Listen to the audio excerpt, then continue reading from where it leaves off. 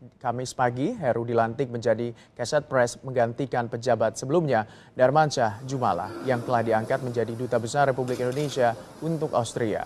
Heru dilantik berdasarkan keputusan Presiden nomor 78 tahun 2017 tentang pemberhentian dan juga pengangkatan dari dan juga dalam jabatan pimpinan tinggi media di lingkungan Kementerian Sekretariat Negara. Sebelum menjadi Kasetpres, Heru merupakan Kepala Badan Pengelola Keuangan Aset DKI Jakarta.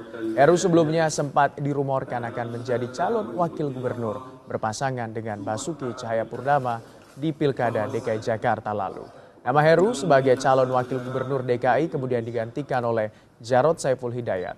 Selain Heru, Mensesnek juga melantik dua pejabat pimpinan tinggi media lainnya, yaitu Bey Triadi Mahmudin sebagai Deputi Bidang Protokol Pers dan juga Media Sekretariat Presiden, serta Nandang Haris sebagai staf ahli bidang aparatur negara dan reformasi birokrasi.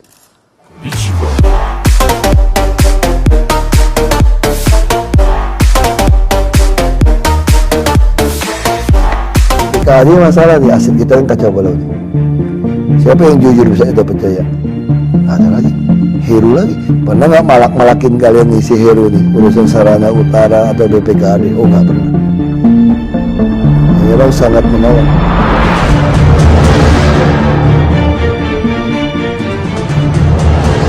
Heru, ya saya kenal dia dari bawahan yang rendah sebetulnya. Pertama kali kenal Heru itu cerita ketika banjir besar. Lalu saya pelajarin sistem air 2013. Oh kunci itu di Waduk Pluit itu rupanya untuk ngatur banjir sampai ke sini. Kenapa dudukin, pompanya rusak, pasar ikan rusak, Gunung Sari juga luber. Manggarai juga belum buka pintu, Karet juga belum buka. Ah kita lihat nih. Oh sini masalahnya. Saya tanya, siapa yang ngerti itu kalau mau bongkar-bongkar di Waduk Pluit itu? Siapa yang ngerti bongkar-bongkar? Oh mesti tanya yang sarana umum Pak di utara. Namanya Heru. Udah suruh temuin saya. Wah terus dia cerita Waduk Pluit. Oh dia kenal, dia dari bawah di situ. Wah kalau itu kamu gak usah ngomong sama saya, tunggu. Saya langsung ajak ke Pak Jokowi. Sampai Pak Jokowi dia jelasin, Pak Jokowi langsung, Pak begitu keluar, bagus dia enggak. Langsung panggil BKD, pindahin dia jadi kepala biro KDH. Yang lain keluarin semua. Langsunglah si Heru masuklah ke provinsi. Sekarang dari utara. Wah, jadilah dia jadi orang kepercayaan Pak Jokowi. Semua urusan surat ya. Nah, terus waktu kita mau beresin utara, Taman BMW macam kasus, kalau dia di biro KDH, perintah nggak jalan. Gimana caranya? Jadiin wali kota utara. Pak Jokowi perintah, jadilah Heru wali kota Jakarta Utara. Untuk beresin semua waduk, dia mulai situ. Begitu masuk ke situ, BPKAD masalah nih, aset kita kan kacau balau nih. Siapa yang jujur bisa kita percaya? Ada lagi, Heru lagi. Ya Heru lagi. Habis siapa lagi Pak sekarang Pak? Sekarang mau siapa lagi Pak? Kalau bukan Heru. Ya tapi sebentar tunggu beresin utara dulu. Dia pergi, begitu pergi jadilah BPKAD. Heru ini besarnya itu di Eropa Timur. Bapaknya itu atas militer. Yugoslavia. 6 tahun apa 8 tahun di situ. Dan anak satu, udah gadis 18 tahun atau 17 tahun. Istri kerja profesional. Dia punya perusahaan taksi. Bukan taksi yang itu, taksi yang rental. Menarik gitu loh. Orangnya juga nggak neko-neko, nggak serakah. Saya tanya sama beberapa pengusaha, pernah nggak malak-malakin kalian nih si Heru nih urusan Sarana Utara atau BPKAD? Oh nggak pernah. Ini orang sangat menolong. Perintah apapun dia kerja. Wah pengetahuannya nggak kuasai semua pasti BPKAD, tapi kejujurannya oke. Tentu nggak semua, nggak bisa sempurna lah soal kerjaan. Dan saya kira ini contoh yang oke. Ada satu lagi yang oke sudah, Edi Junaidi, PTSP. Saya terlalu muda dia. Karirnya masih bagus, 39 tahun. Udah 4B.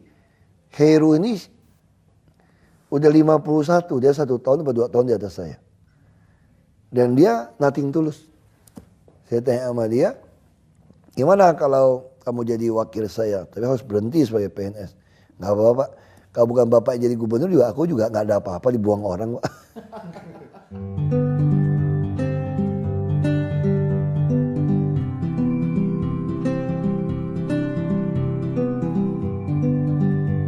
Nama saya Heru Budi Hartono, lahir 13 Desember 1965 di Medan.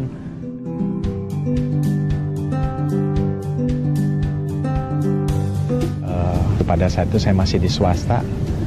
Ketika ada urusan di Jakarta Utara, saya melihat, wah, kalau jadi pegawai negeri enak juga ini. Saya melihat jam 2 siang sudah ngantri di halte ya, pada saat itu pulang jam 2 sudah pada pulang. Setelah saya masuk jadi pegawai negeri, ternyata saya tidak mendapatkan apa yang orang-orang melakukan itu. Contoh bisa pulang siang, bahkan lebih banyak lagi malah saya pulang lebih sore, kan kira-kira seperti itu. Karena saya harus menunjukkan apa yang saya mampu saya lakukan untuk bisa bekerja, untuk bisa memberikan pelayanan kepada pimpinan yang tentunya notabene adalah untuk masyarakat.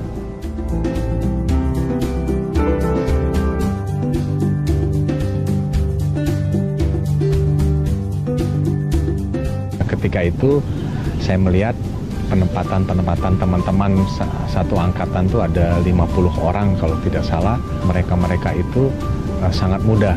Di sisi lain saya lihat saya tidak memiliki siapa-siapa dan mereka dengan mudah ada KTBLC, ponakannya pejabat A, ponakannya pejabat B, begitu mudah ditempatkan di posisi-posisi, ada yang di bagian keuangan, di bagian umum, di bagian perlengkapan dan seterusnya. Dan saya pada saat itu tertinggal lah, boleh satu-satunya masih tetap di bagian kepegawaian, belum disalurkan.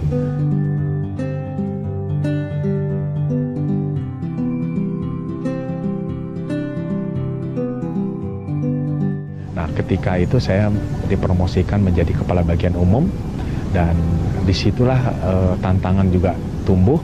Ketika saya menjabat sebagai kepala bagian umum, saya lihat sebuah lift yang masih cukup baik, tetapi ada anggaran di APBD yang harus direalisasi menggantikan lift dan itu saya tidak laksanakan. Saya katakan kepada pimpinan, Pak, ternyata lift ini masih bisa kondisinya baik, masih bisa bertahan 4-5 tahun dan itu pada saat saya menjabat saya tidak merealisasikan itu dan sebuah tantangan bagi saya. Risikonya adalah mungkin pada saat itu bisa copot jabatan, tapi saya mengambil risiko itu dan saya tidak mau melakukan hal-hal yang memang berlawanan dengan hati nurani saya.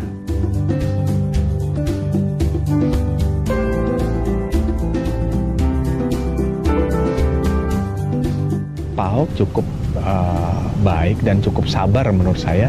Saya punya pengalaman ketika itu beliau memerintahkan kepada saya tahun yang lalu, cek itu anggaran untuk PHL berapa, panggil semua kasudinnya termasuk dinasnya. Nah, saya tanya semua sudin anggarannya berapa di wilayah masing-masing. Ya pada saat itu ada yang 7 miliar, 100 miliar. Saya katakan coba dicek kembali PHL 5 wilayah itu listingnya harus benar, nama-namanya harus benar, masuk ke rekeningnya harus ke rekening pembayaran harus benar. Nah, Pak Gubernur kan sudah mengikatkan seperti itu dan saya melapor ke Pak Gubernur, mereka sudah saya sampaikan bahwa harus diteliti kembali nama-nama PHL itu dicek kembali dan itu kan tahapan. Nah, mungkin setelah ke saya mungkin juga dari BKD juga sudah mengecek kembali dan ada inspektorat juga kan meneliti itu. Nah, setelah diteliti itu benar ya Pak Gubernur melakukan tindakan pemecatan. Nah, masyarakat umum melihatnya pada aksinya saja kan, padahal sudah ada proses-proses sebelumnya. Bahkan ada kalimat, coba diberi kesempatan 1 kali lagi.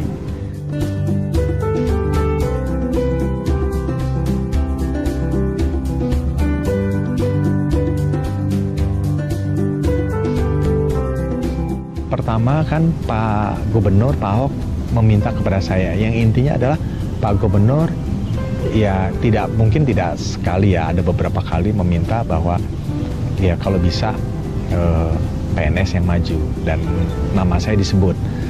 Dan yang kedua adalah kalau teman Ahok itu ikhlas bekerja tanpa pamrih, mendukung Pak Ahok melalui pencalonan gubernur melalui independen, ya saya harus menunjukkan ya mereka aja mau, masa saya seorang diri ya, saya seorang diri tidak ikhlas membantu mereka. Caranya bagaimana? Ya sudah, saya membantu Pak Gubernur untuk pencalonan gubernur melalui independen, ya ikhlasnya bagaimana? Ya sudah, saya menyelesaikan karir saya, jabatan saya, ya pada saat nanti harus mundur. Dan kalau ternyata memang garis tangan saya harus sudah selesai di situ, saya ikhlas dan ya